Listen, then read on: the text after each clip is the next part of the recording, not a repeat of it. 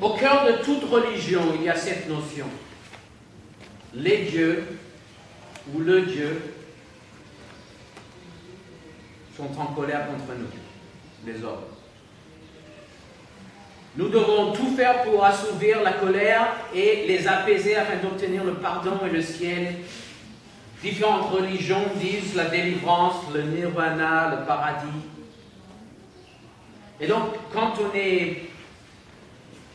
on suit une religion, peu importe quelle est la religion, il y a la pratique des disciplines spirituelles, telles que le jeûne, la méditation, se rendre au culte.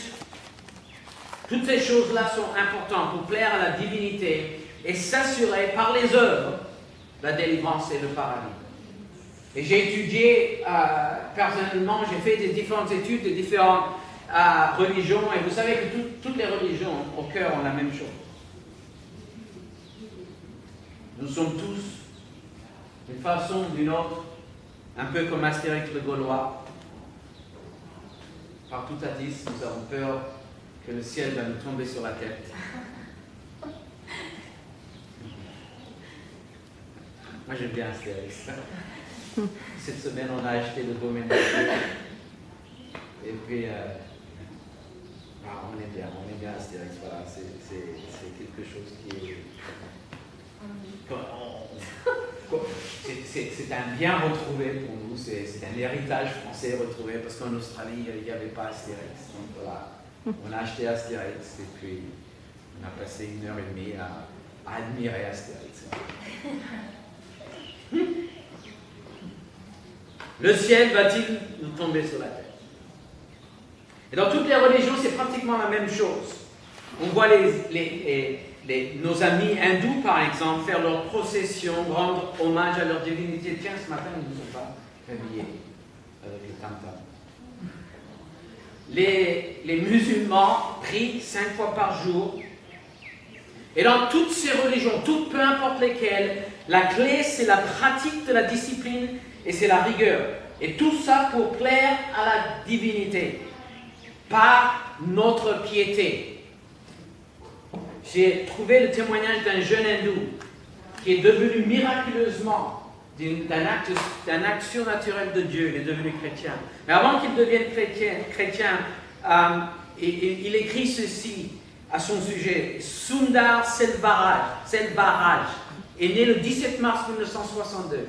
Il cherchait les faveurs des divinités hindoues par les jeûnes, les pénitences et les pujas, dans le but de se libérer du cycle de l'incarnation pour devenir rentrer en union avec Brahma.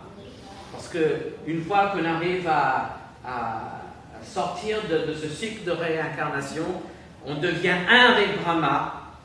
Et quand on est réincarné en tant qu'homme ou femme, c'est là où on a la plus grande chance d'échapper à ce cycle. Donc, il faut suivre les règles et faire tout ce qui est possible pour s'échapper à ce cycle de réincarnation. Après 6 mois de prière fervente, Sundar arriva à la conclusion qu'il allait devoir se réincarner dans ce monde à cause de son mauvais karma. Il n'a pas réussi à changer les choses. Et il était très très attristé du fait que par ses propres œuvres, il n'avait pas réussi à échapper au mauvais karma. Dans l'histoire que nous avons lue, l'histoire là, des 2 fils et puis du père,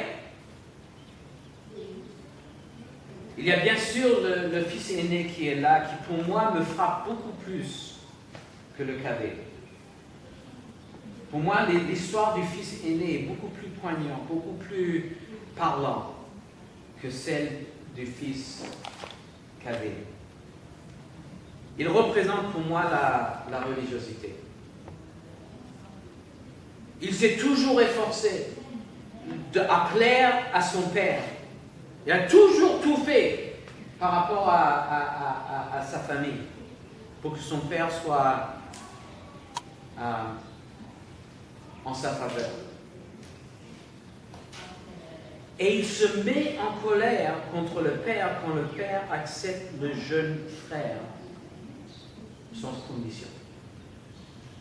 Remarquez que le père, premièrement, il dit au cadet, il ne lui dit pas « d'accord, je vais t'accepter en tant qu'esclave ». Il le coupe. Il dit « voici mon fils est de retour, ton frère est de retour, la famille est réunie. Faisons la fête. » Il n'y avait aucune condition. Je suppose dans mon imagination que le jeune frère sent mauvais. Je suppose que ses pieds sont sales d'avoir marché dans la terre, la boue. Il rentre et il n'est pas beau à voir. Mais le père, et l'imagination que je me suis toujours fait de cette histoire, c'est que le père, tous les jours, il est là à la porte et il attend. Il attend.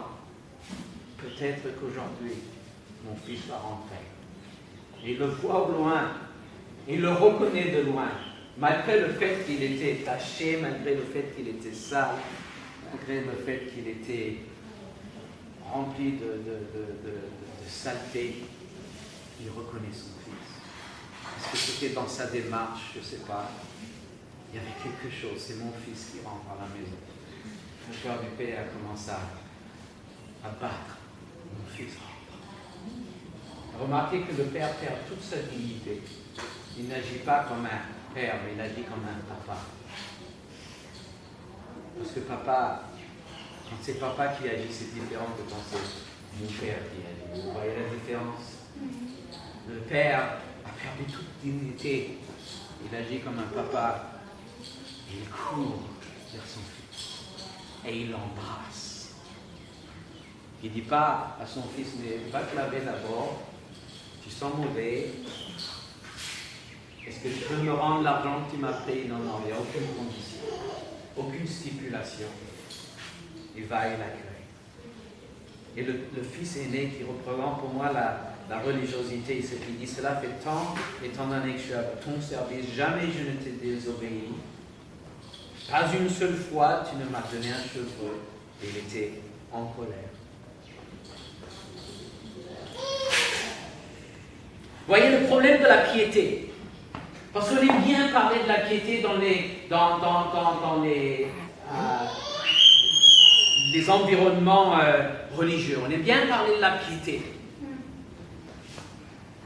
Donc j'ai été voir dans le dictionnaire que signifie la piété. Je n'ai pas écrit, mais je vais vous donner la définition du dictionnaire Larousse. La piété, c'est la vertu qui dispose à rendre Dieu l'honneur. Donc jusqu'à là, c'est bien. Moi, je veux rendre honneur à Dieu, n'est-ce pas? Mais c'est la suite qui me trouble. Parce que voici ce que dit la définition du Larousse. C'est la vertu qui dispose à rendre à Dieu l'honneur qui lui est dû par les actes extérieurs de la religion. Et là, ça devient un problème. Il n'y a rien de mal à l'exercice de la piété. Le problème, c'est que la piété engendre la religiosité. Je dois être meilleur que cette personne-là. Moi, je suis meilleur que mon fils cadet parce que je n'ai jamais quitté la maison.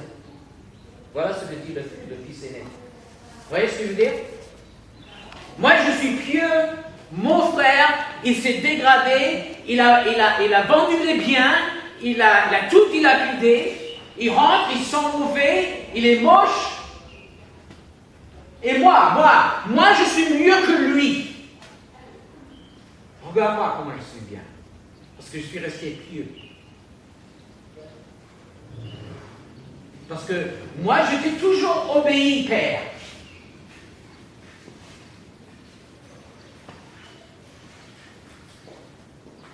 Moi, je suis mieux que toi parce que je prie plus que toi. Vous vous souvenez, il y a une autre histoire que Jésus donne dans les paraboles. Il y a deux hommes qui sont en train de prier. Il y a un pharisien qui est en train de dire « Oh, Dieu, tu dois être béni à cause de moi.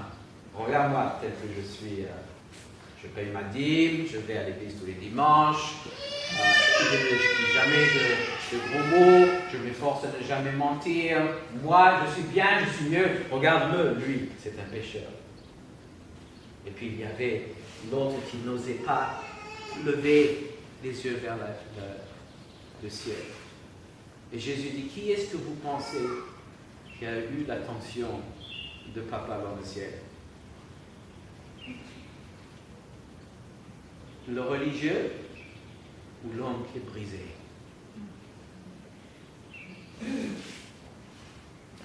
Cela fait tant longtemps. Je me souviens, j'ai fait l'école biblique au Canada pour une année. J'y suis allé depuis la métropole et un autre ami, frère, qui est venu avec moi. Et c'est dommage, la religiosité est venue dans l'équation, dans notre relation. Quand on a quitté cette église-là, pour quelles que soient les raisons, on n'avait plus d'amis. On était amis avec moi, donc j'allais dans la même assemblée, mais après, quand j'allais plus, je n'étais plus ami. Lui, il se levait tous les matins, il priait des 11 heures. Moi, j'ai toujours mal. Je dois avouer que là, on regardait un pasteur, ou peu importe, un prédicateur.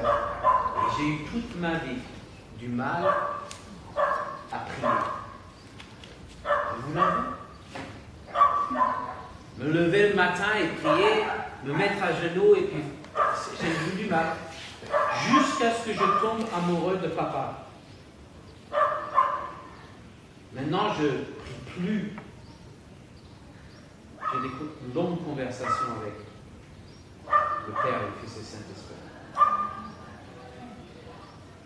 Je parle avec eux. Mais mon ami, là, lui, il était fervent, il priait, etc. Et après, je me souviens, on avait des réunions et puis on nous invitait à venir devant. Et puis comme moi, j'avais des problèmes avec mes petits péchés cachés et j'avais toujours peur de mes petits péchés cachés, je pensais que je n'étais pas... D'ailleurs, je savais que le dimanche soir, après l'hôtel, je pouvais aller au ciel. Le lundi matin, c'était fini pour moi. Donc le dimanche, j'allais à l'hôtel, je venais prier devant, il faisait un appel tout le temps, et puis je venais prier, et je pleurais, puis il y avait ce frère-là, et lui il venait, il mettait sa main sur moi, il disait, oh Dieu, Seigneur, pardonne à David tous ses péchés, parce qu'il est pécheur. Voilà ce que fait la piété, la religiosité. Le deuxième problème avec la religiosité, c'est que ça engendre un esprit de condamnation. N'est-ce pas? On se sent condamné, on se sent coupable. Ben oui, parce que regarde, moi par rapport à toi, moi je ne vaux rien, je suis minable, j'ai des problèmes, je ne sais pas, je dois avoir un gros problème parce que moi, je n'arrive pas à prier, je n'arrive pas à me débarrasser de mes péchés chroniques. C'est un peu comme Sundar Selvaraj, je n'arrive pas à sortir de ce cycle. L'autre problème, c'est que la religiosité exige toujours plus de discipline, plus de prière, plus de sacrifice, plus de bonne vertu. Est-ce que tu as remarqué que dans la religiosité, tu ne fais jamais assez? Il faut toujours plus.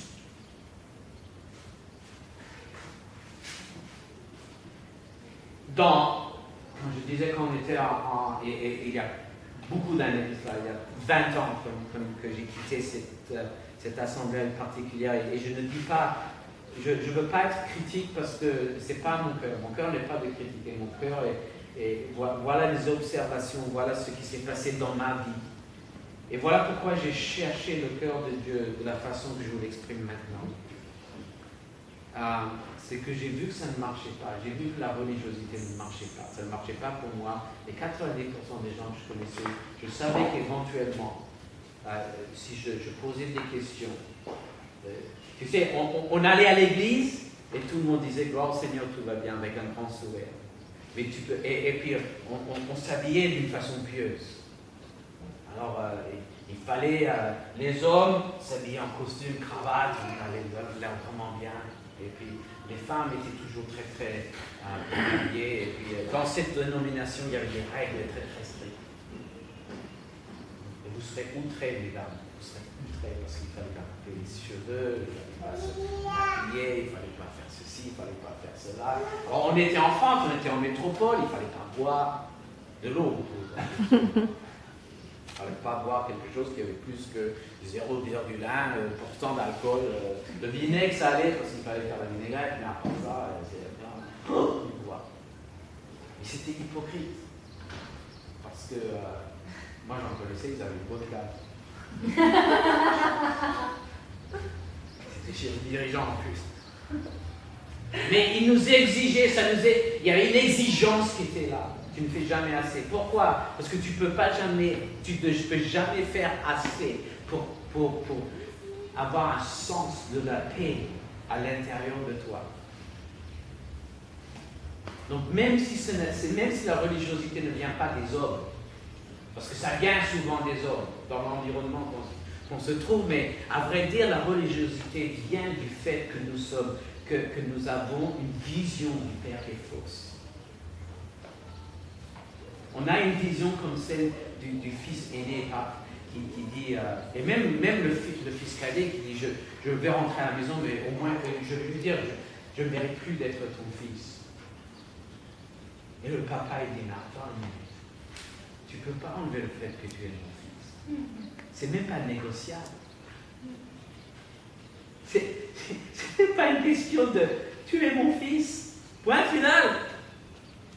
Même si là, tu es sale, même si tu as été avec des prostituées, même par rapport à tout ça, tu es mon fils. Et tu es rentré à la maison. C'est tout ce qui m'importe. Et donc finalement, la religiosité engendre la critique et le jugement. C'est très intéressant. Et j'espère que vous n'avez pas pris ce que j'ai dit par rapport à mon ancienne vie, que c'était des critiques, c'est une observation qui m'a donné soif de connaître Dieu réellement. Mais vous allez remarquer, j'ai remarqué que dans un environnement de religiosité, c'est parce qu'on a une mauvaise vision de qui est le Père, déjà pour commencer, on le voit en tant que juge. Et obligatoirement, puisque ça engendre toutes ces choses-là, ce que cela fait, c'est que nous devons critiquer. Pourquoi? Parce que je ne me sens pas assez bien, donc je vais te critiquer toi, et je vais trouver faute en toi. Pour que je me sente bien. Je vais te diminuer toi, je vais dire toi, regarde, moi j'ai des péchés, Pierre, j'espère que c'est ça. Moi j'ai des péchés, Pierre, mais alors les tiens. Donc, à vrai dire, par rapport à Pierre, si on met une échelle, Pierre, il se trouve là, et puis moi, au moins je suis là. Bon, je ne suis pas la mère Thérèse, qui doit être au moins ici, mais je suis pas, donnez-moi un nom, oui. Alors, regarde, si tu commences à donner des noms de ceux qui sont très très mauvais, Saddam Hussein, lui, il est au 10e soubassement. Vous voyez, on donne une... Et puis moi, aujourd'hui, j'ai fait ma BA. Donc, par rapport à ma BA, je me sens bien. Qu'y a-t-il? Le problème, c'est que la religiosité, comme je l'ai démontré, je pense que vous savez de quoi je parle, c'est que la religiosité s'est infiltrée dans le message chrétien. Et si la religiosité s'est infiltrée dans le message chrétien, est-ce que c'est une bonne nouvelle? Est-ce que moi, je peux partager la bonne nouvelle de Dieu si je pense que ma relation avec lui, c'est que lui est juge, et il juge à chaque fois que j'ai une mauvaise pensée? Pourquoi est-ce que je partagerais l'évangile à quelqu'un si pour moi, ce n'est pas une bonne nouvelle? Si tout ce que ça engendrait en moi, c'est d'être critique, c'est de devenir méchant et mauvais vis-à-vis des autres parce que je me sens pécheur. Est-ce que c'est une bonne nouvelle? La bonne nouvelle de Jésus,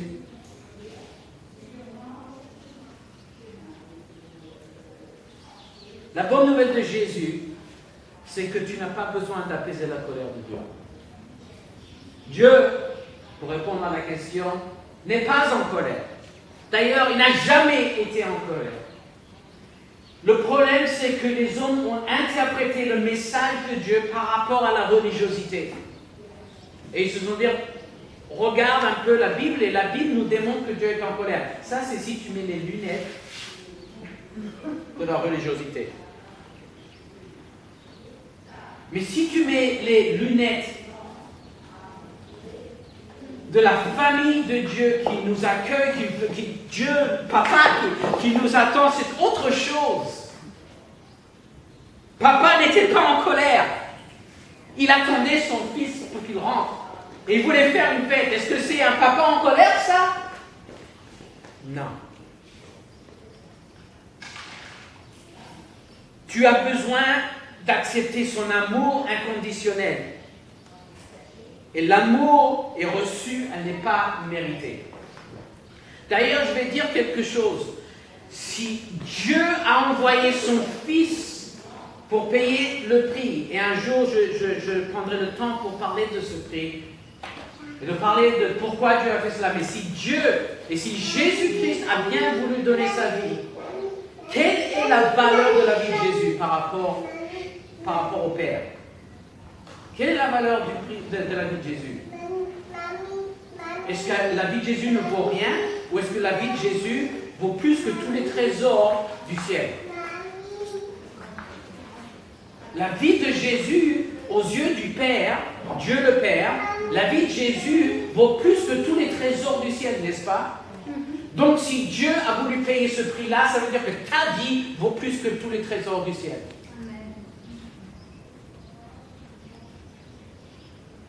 Ce qui veut dire que tu es digne de l'amour du Père.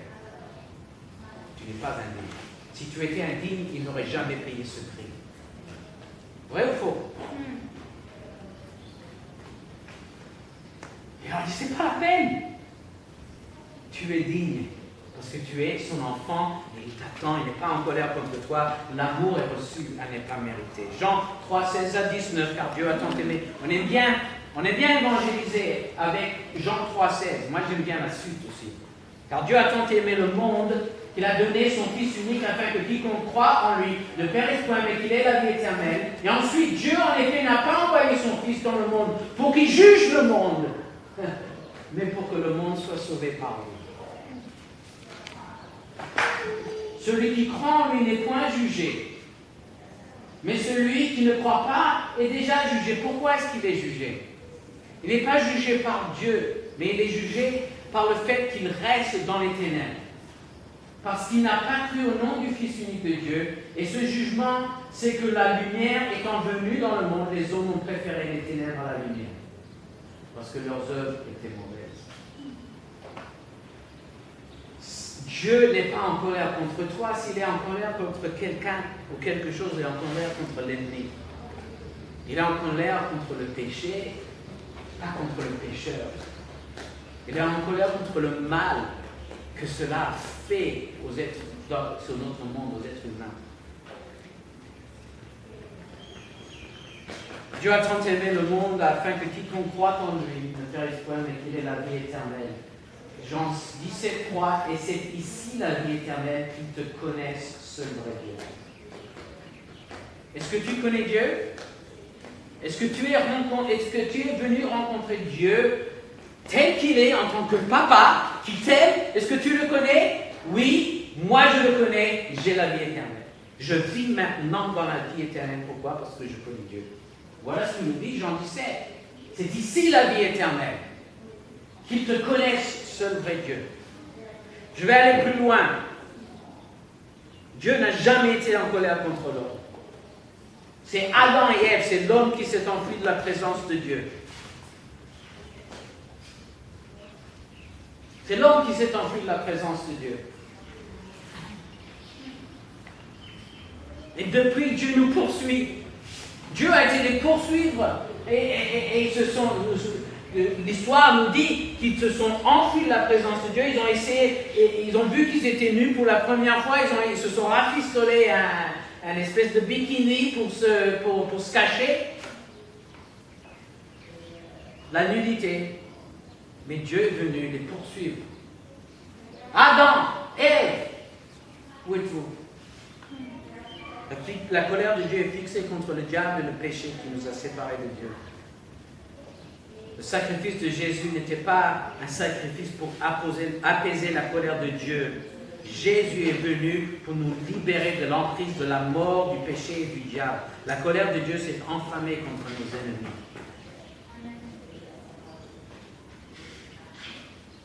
La religiosité chrétienne juge nos apparences, juge nos comportements, juge nos attitudes, juge nos paroles. Et vous savez qui est-ce qui est le plus grand juge d'entre nous? C'est nous-mêmes.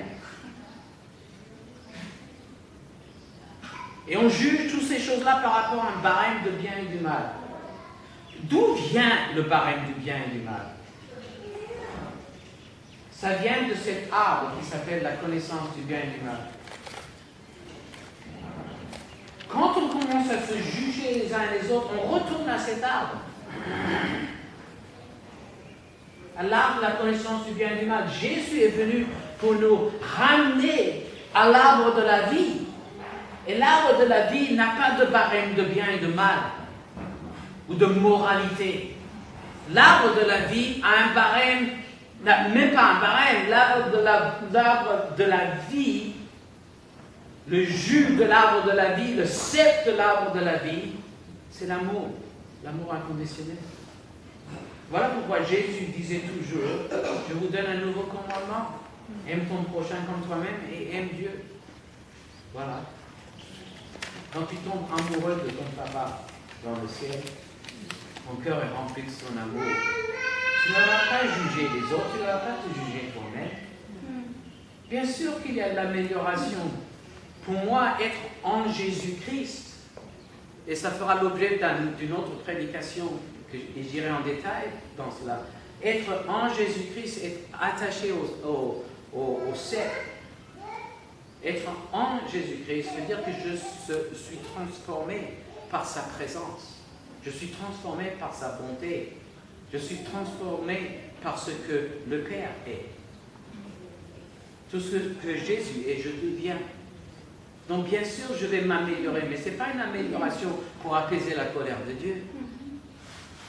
C'est parce que je deviens ce que Jésus a toujours vu en moi. Il m'a donné une identité, une nouvelle identité. Je veux devenir tout ce que Jésus a vu en moi. Je sais que je dis beaucoup de choses. Pour ceux qui portent les lunettes de la religion, tout est une question de péché. Jésus nous donne une nouvelle vision du Père, de nouvelles lunettes à porter, celle de la bonne nouvelle. Il nous dit que Dieu ne te juge pas, et maintenant tout est une question de réconciliation familiale. C'est la fête. C'est la fête. C'est une question de libération. C'est une question de réconciliation avec Jésus. Ce qui importe dans la pensée de Dieu, c'est que le Père, le Fils et le Saint-Esprit sont passionnés, motivés d'un amour incroyable pour nous, parce que nous sommes leurs enfants.